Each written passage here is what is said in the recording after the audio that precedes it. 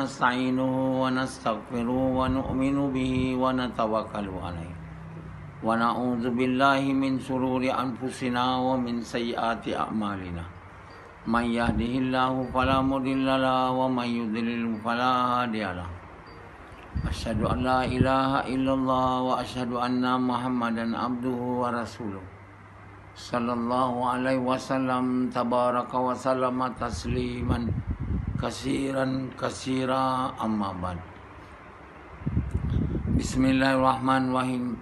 Wa man ahsanu qawlan mimman da'a ila Allah wa amila salihan wa qala innani minal muslimin.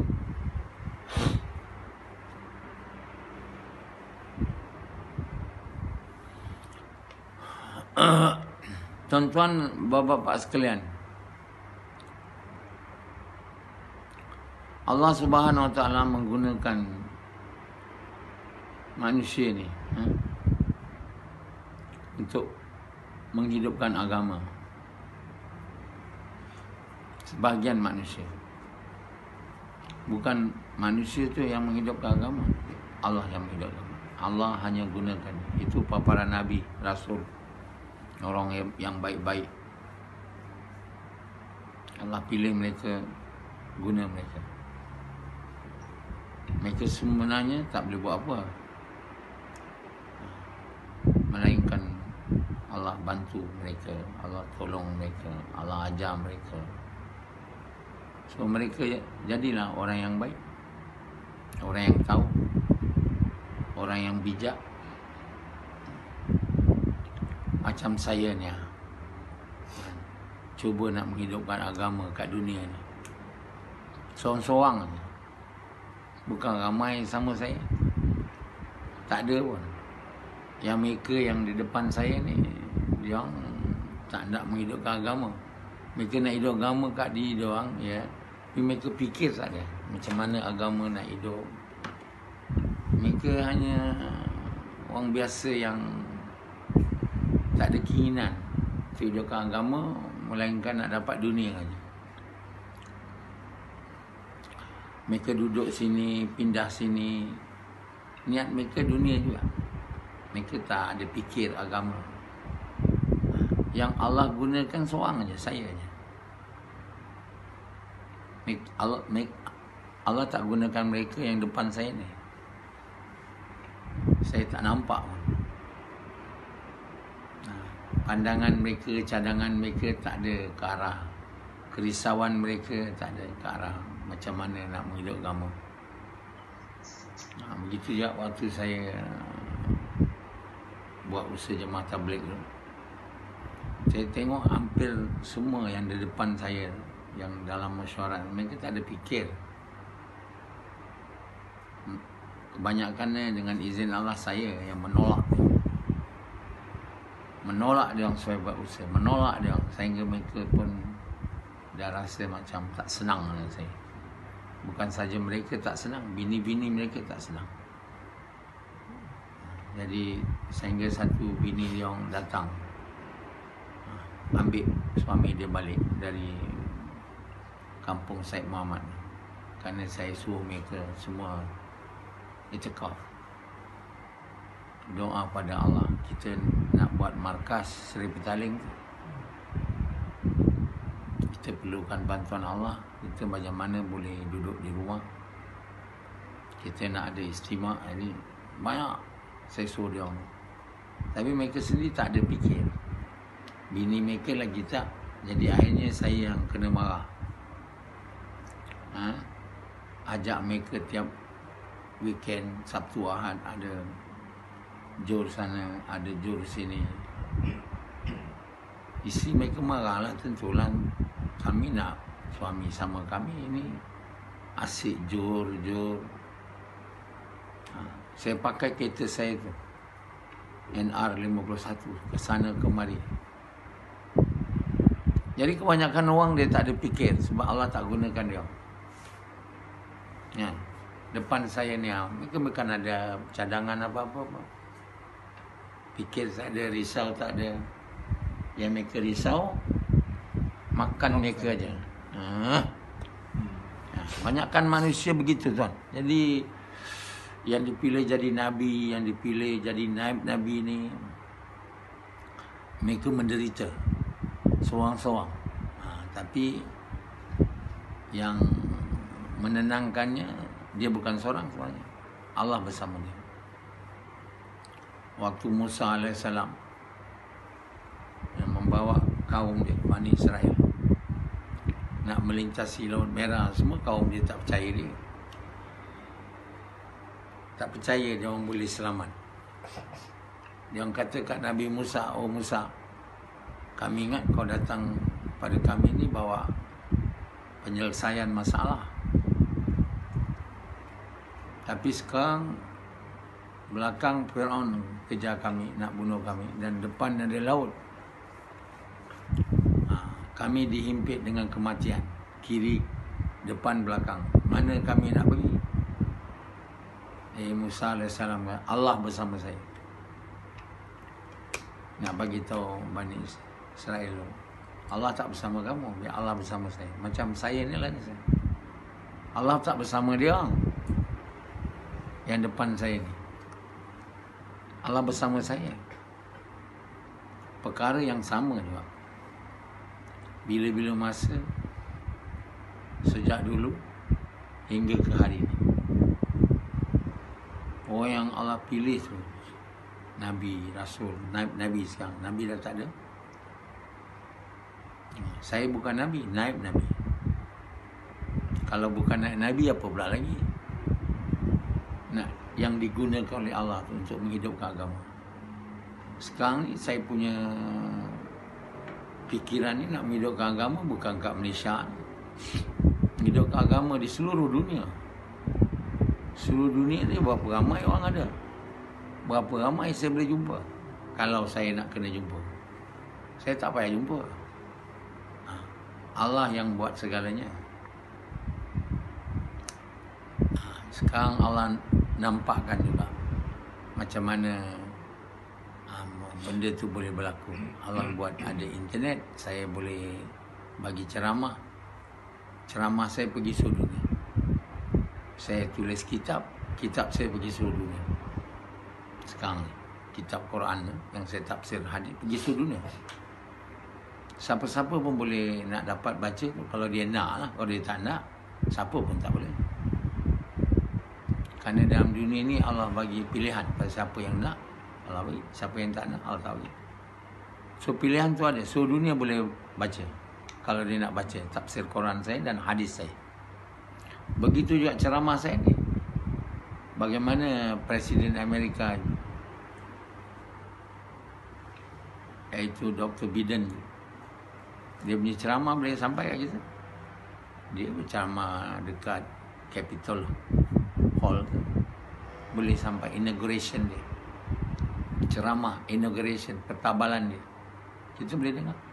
Begitu juga sekarang saya punya ceramah ni boleh didengar di seluruh dunia. Dan di tangan orang kan, orang ada handphone, boleh di tangan dia. Dia tak perlu nak pergi mana-mana. Jadi Allah membuat segala ini berlaku. Mana boleh berlaku tanpa izin Allah. Satu waktu dulu mana kita dapat perkara ini, kita perlu ada istimak dulu. Jauh-jauh kita pergi untuk dengar bayan. Hanya nak dengar bayan, kita jauh pergi. Nizamuddin kita pergi, Dhaka kita pergi, Raiwin kita pergi. Banyak belanja kita kena guna. Dan lepas tu duduk sana dengan kurang selesa untuk hanya dengar ceramah. Sekarang dah tak ada. Sekarang ceramah duduk kat mana-mana boleh. Di rumah batu, kayu, bersantai di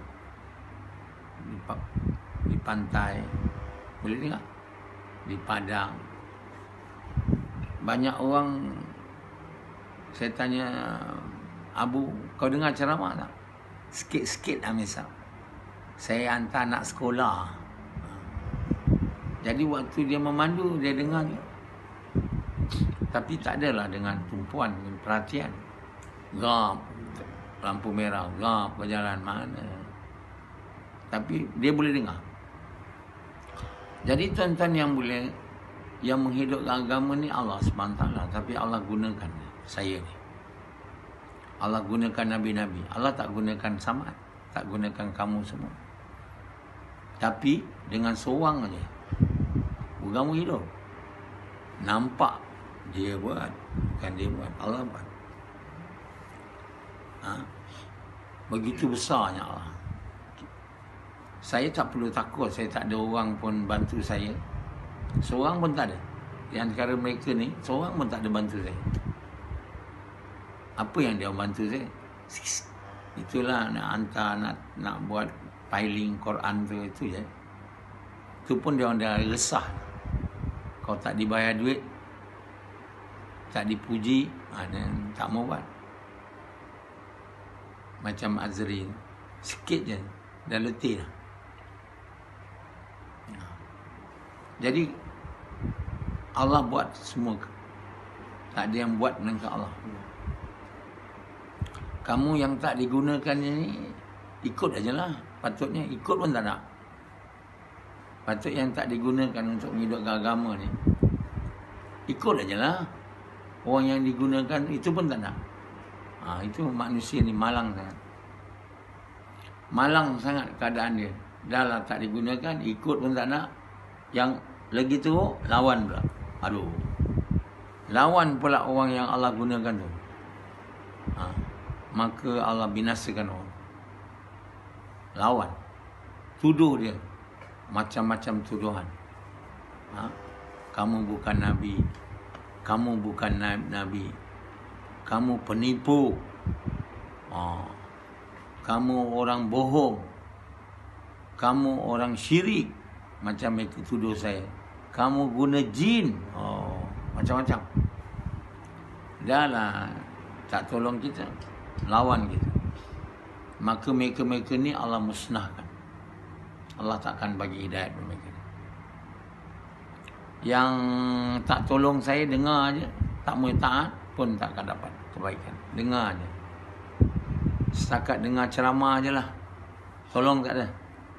Nak amal pun tak ada. Tak adalah Allah hidupkan agama pada dia. Allah sungguh berbuat baik pada kita manusia ni.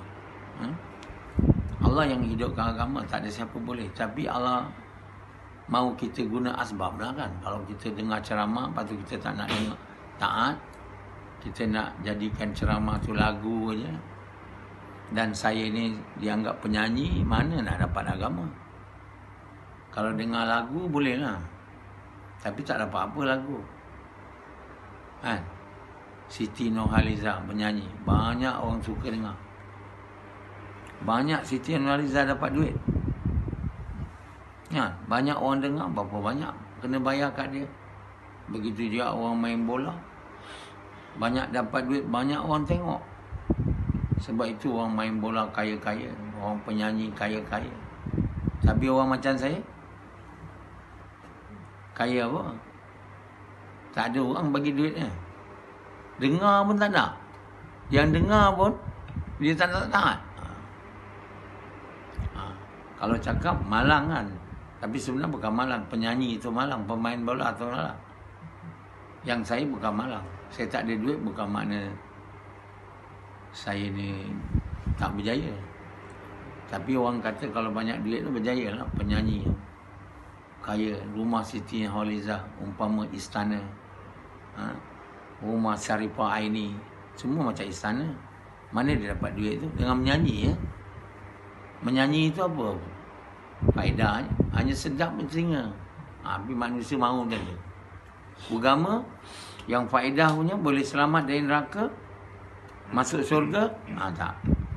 Ini kita mana boleh bayar duit kat orang macam tu. Allah pun tak suruh minta duit. Kalau minta duit, memang tak ada orang nak dengar lah. Tak minta duit pun tak dengar. Kan, hari ni seluruh dunia boleh dengar ceramah saya ni. Nilainya apa ceramah ni? Nilainya macam nyanyi Siti Nurhaliza tu ke? Tak ada. Nilainya begitu tinggi, syurga tu tak? Kalau diamalkan. Namun tak ada bayar duit, Allah suruh jangan minta duit.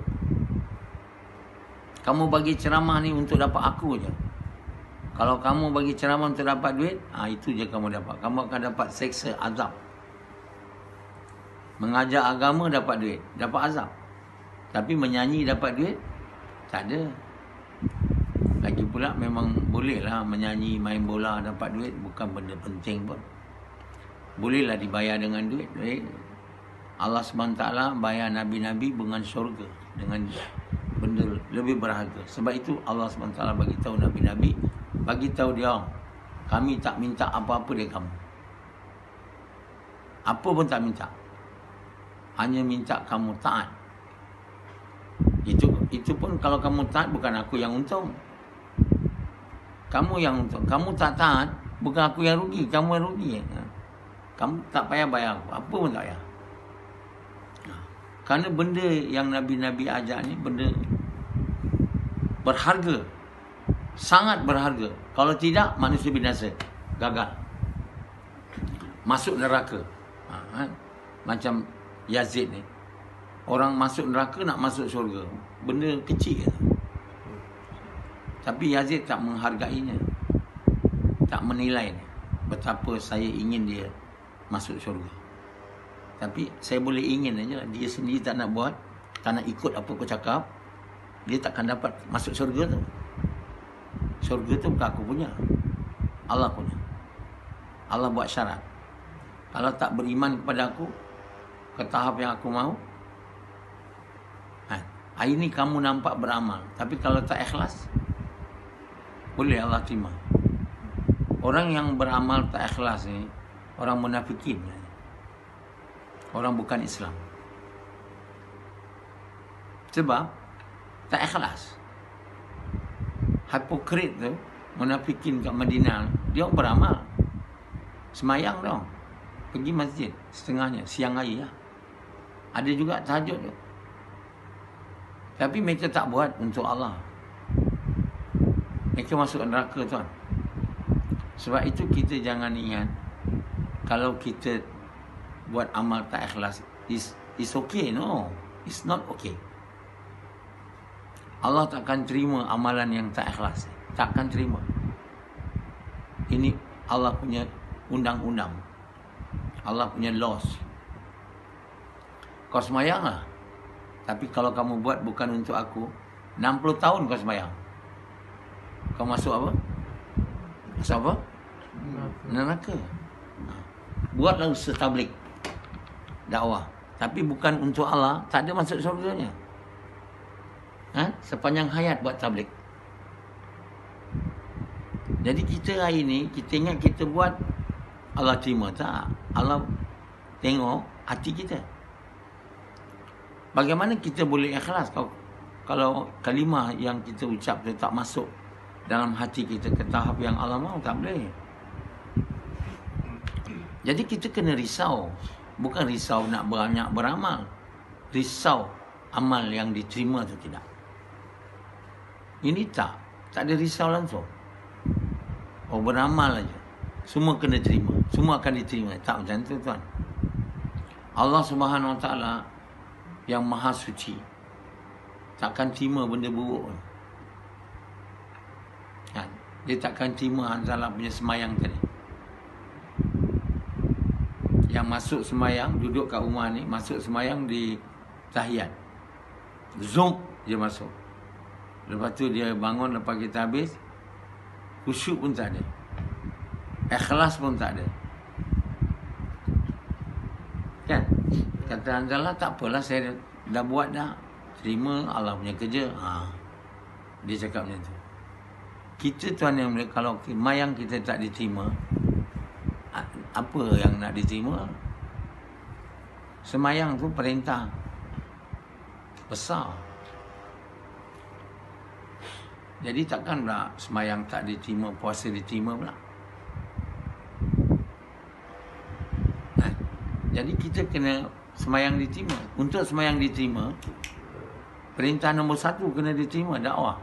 Kerja mengajak manusia pada kebaikan, mencegah kemungkaran. Itu kena diterima. Sebab itu dakwah ni dengan semayang dia ada skrip dia. Tapi skrip untuk dakwah tak pernah ada. Sejak zaman Nabi tu. Sekarang aja baru ada skrip. Saya ada buat skrip. Skrip ni untuk membantu kita buat kerja dakwah ni dengan ikhlas. Diberitahu awal-awal kerana perintah Allah dan hanya nak buat Allah suka. Untuk membantu kita supaya bercakap kalimah tu dengan ikhlas. Supaya Allah terima, Allah masukkan kalimah tu dalam hati kita. Tapi kalau kita cakap skrip tu dengan macam burung kakak tua, macam Anzala, dia tak boleh masuk. Macam Rashidi, macam kakak tua, burung kakak tua tak boleh. Begitu juga semayang kalau macam burung kakak tua. Nah, mula sekali kita angkat tangan. Sebelum tu ada niat. Tapi sekarang orang buat niat tu simple, kerana Allah. Saya semayang Zuhur kerana Allah. 4 rakaat. Dia kena sebut saya semayang Zuhur kerana perintah Allah untuk sukakan Allah. Itu sepatutnya niat yang cantik. Lepas tu kerana perintah Allah untuk sukakan Allah tu bukan masa yang pertama je. Kena ada dalam hati kita waktu rukuk. Bangun dari rukuk. Masa sujud. Semua kerana perintah Allah dan untuk sukakan Allah. Kalau kita dapat buat dalam setiap pergerakan salat tu dengan niat yang betul, baru kita dapat ikhlas. Macam itu juga bila kita buat gas, bila kita cakap kalimah tu di awal, pertengahan, di akhir, semua ingatkan kita untuk sukakan Allah. Supaya kita ingat kita buat ni untuk sukakan Allah. Baru Allah terima, baru iman boleh naik. Cuba tuan tengok skrip tu, banyak kerana perintah Allah untuk sukakan Allah. Kerana perintah Allah untuk ingatkan kita, bukan itu niat.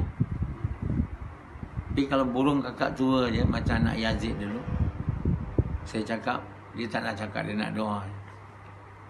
Tak nak mujahadah, tak nak buat kerja. Akhir sekarang hilang semua lah.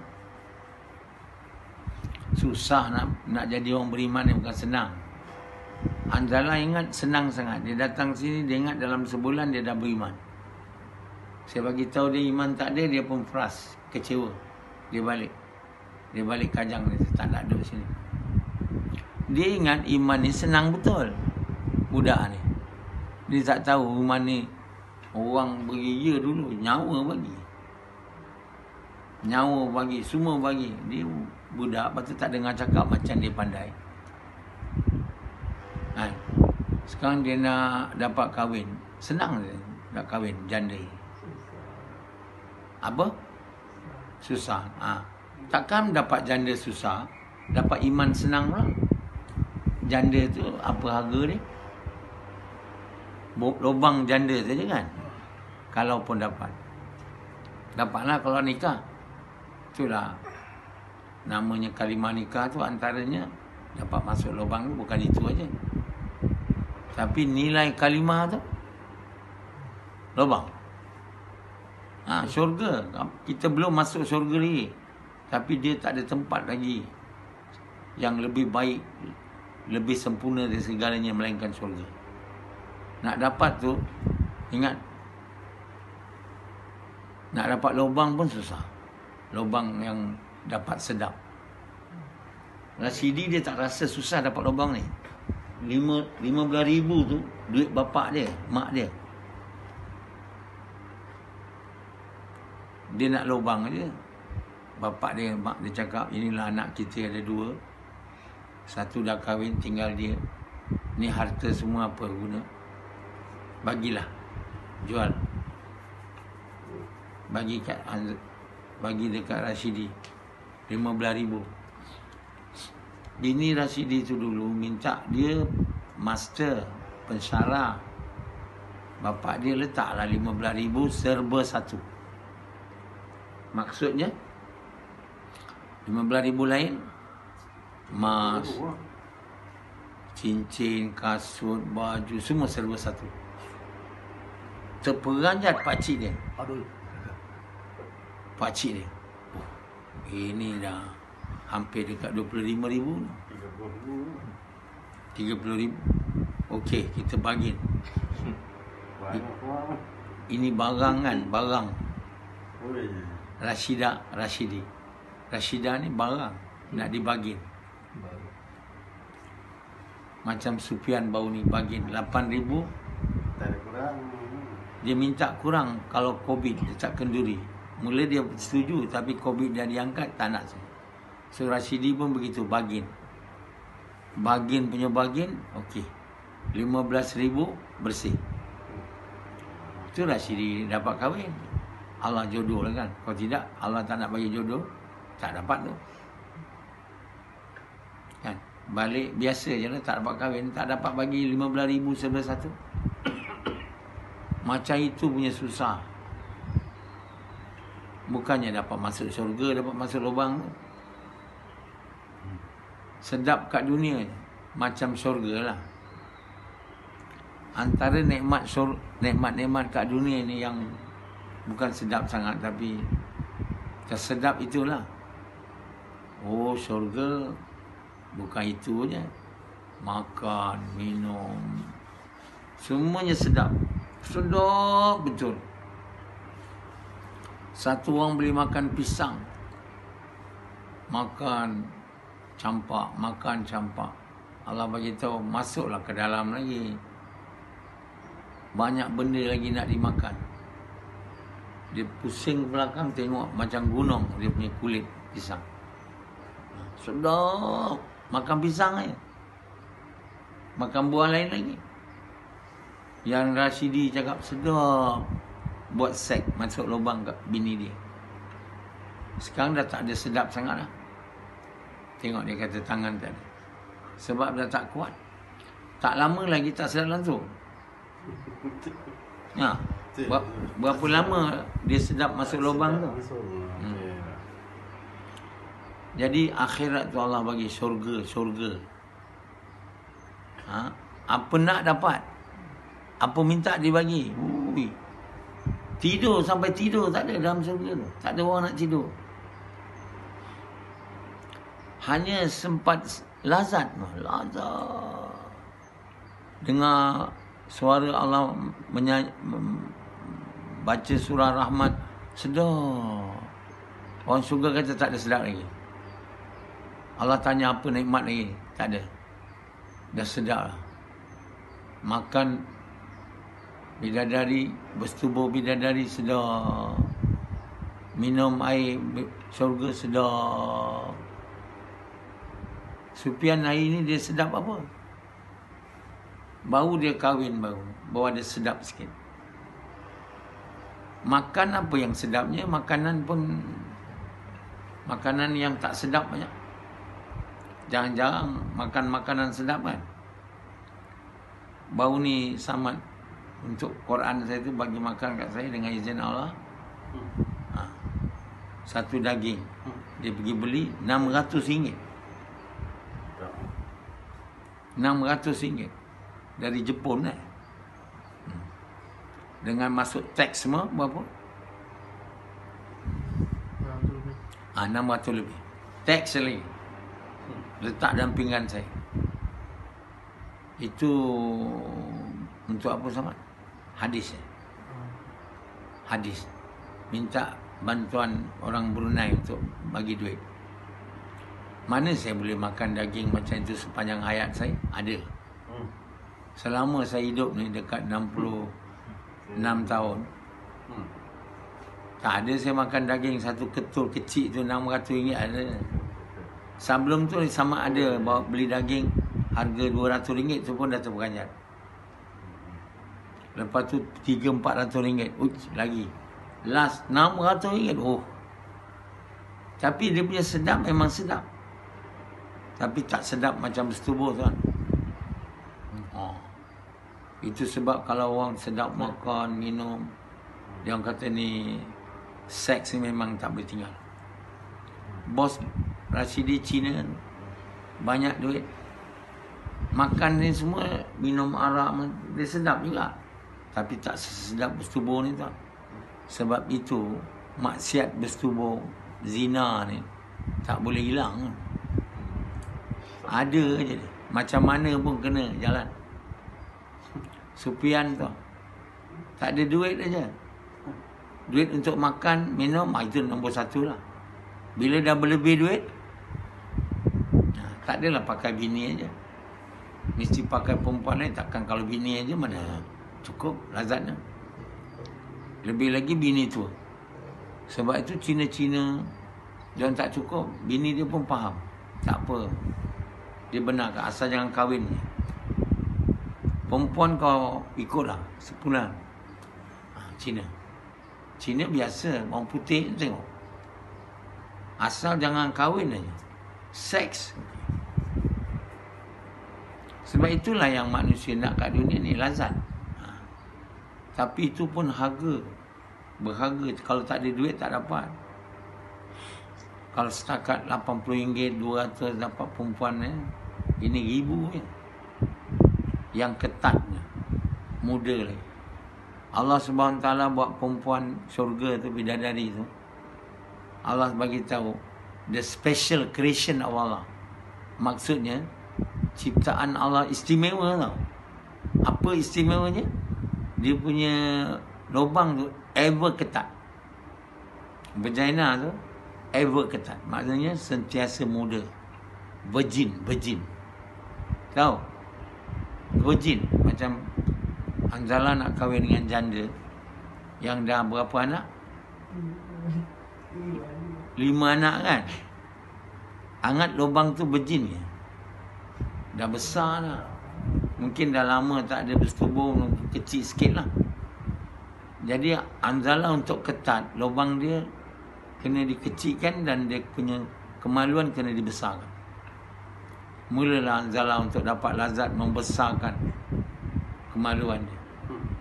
Dan makan ubat untuk mengecilkan kacip Fatimah. Semua orang kerja itulah dia dalam dunia. Untuk apa? Untuk lazat.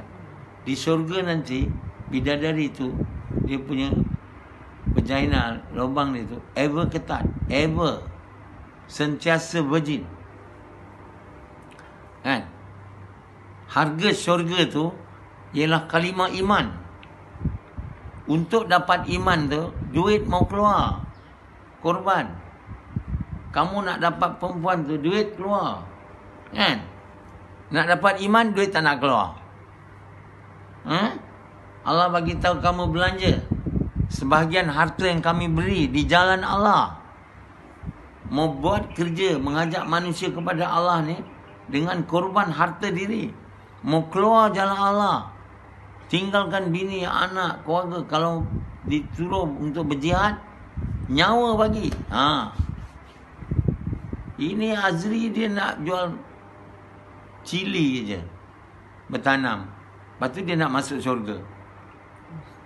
Berjual cili semua, ngumpul.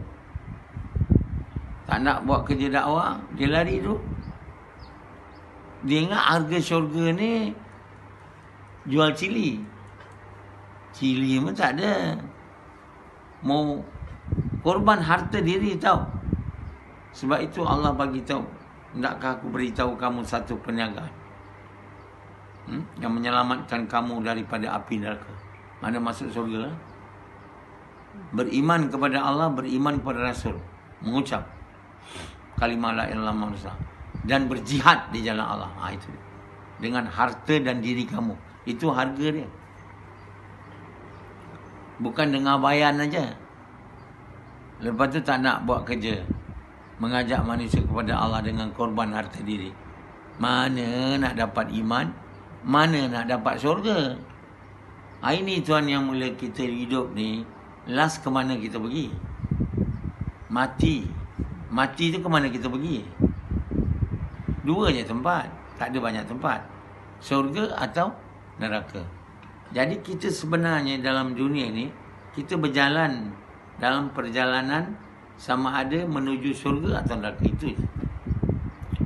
Kita tak payahlah nak berbangga saya kaya, saya raja, saya banyak ini, banyak itu. Semua orang kat dunia ni sama. Dalam perjalanan, sama ada masuk syurga atau neraka. Pendi ni. Dia grab aja. Bukannya kerja besar pun. Macam saya profesor. Macam Samad Profesor Madya. Apa ni Pendi? Apa profesor? SPM aja. Betul tak? Macam Rashidi tu. Apa dia punya qualification tu? Tinggi sikit apa? Tapi saya dengan Pendi sama dalam perjalanan semua. Tapi malang Pendi ke neraka, saya ke syurga. Allah. Dah lah SPM aja, ke neraka pula. Saya profesor, jalan ke syurga. Jadi kalau saya ni dalam perjalanan ke syurga di dunia ni pun, Allah bagi tahu ini orang syurga. Kita bukan nak tahu orang syurga bila nak masuk ni, di dunia lagi tahu. Cubalah cakap nasihat tu orang neraka. Awak boleh keluar ke percakapan tu? Agak-agak boleh. Kan? Kalau nampak saya je, ini orang neraka. Tengok saya. Orang yang cakap saya orang neraka ni, orang yang macam 74 tu, 70 tu yang lari dari saya tu. Dia orang cakap saya orang neraka. Padahal mereka tu orang neraka yang lari dari saya tu. Jadi orang yang masuk syurga ni kat dunia lagi. Macam Nabi itu SAW. Takkan pula kita cakap dia dalam dunia ni, ini orang neraka. Kita lah orang neraka. Allah, Nabi SAW beritahu, kamu kejap lagi akan nampak orang syurga lalu masuk masjid. Dia orang tunggu je. Masuk. Jadi orang syurga ni boleh dikenal kat dunia tau. Dan begitu juga orang neraka. Rashidi ni orang neraka ke orang syurga? Boleh tahu. Kalau semayang pun tak betul, dakwah pun tak nak buat, korban harta diri tak ada, malas, saya ingat tak boleh panggil dia orang syurga. Ni orang neraka. Gerun tak tuan? Ini tuan tak percaya saya. Kalau saya cakap ni Sufian ni orang neraka, Sufian kata tak betul, saya orang syurga. Sufian? Jadi sebenarnya orang syurga, orang neraka ni, orang-orang takwa, dia tahu. Hanya dia malas nak cakap je lah. Tapi dah cakap pun dia tak nak dengar pun orang tu. Kau kalau tak ceraikan bini, orang neraka kau. Diam. Kau ni sekarang ni saya ada alat. Saya boleh tanya Allah. Kalau kamu mati sekarang ni, mati sekarang, bukan dalam masa depan. Kau tak tahu kamu taubat tak? Kalau kamu taubat sekarang, Allah beritahu ahli neraka tak percaya. Jadi kalau dah tak percaya, macam mana nak selamat nanti ni? Tak percaya tak apa, tapi nanti betul punya. Jadi tuan-tuan yang mulia, orang syurga ni kat dunia pun bukannya kita langsung tak tahu. Tengok muka dia pun tahu. Orang neraka ni. Dia tak ada bercahaya punya.